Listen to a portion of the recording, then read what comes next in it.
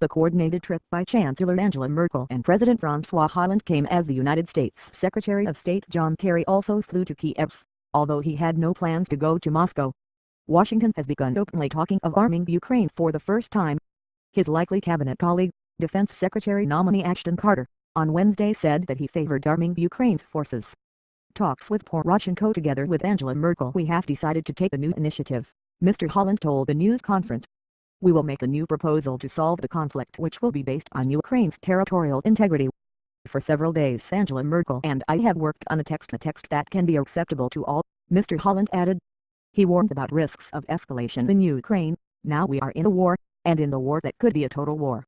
Ms. Merkel's spokesman Stefan Seibert said in a statement, in view of the escalating violence in recent days, the Chancellor and President Hollande are intensifying their efforts, which have been going on for months, for a peaceful settlement to the conflict in eastern Ukraine.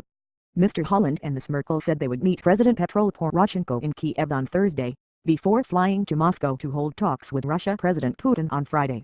Talks with Putin. The visit was also confirmed by the Kremlin on Friday. Spokesman Dmitry Peskov told Russian news agencies the leaders would discuss concrete steps to resolve the conflict. I can't confirm that indeed tomorrow Putin, Merkel and Hollande will have talks.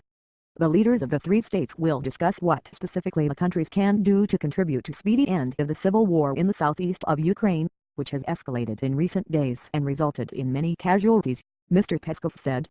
NATO says Russia has sent weapons, funds and troops on the ground to assist the rebel advance, undermining the 5-month-old ceasefire in eastern Ukraine where war has already killed more than 5,000 people. Moscow denies involvement in fighting for territory the Kremlin now calls New Russia,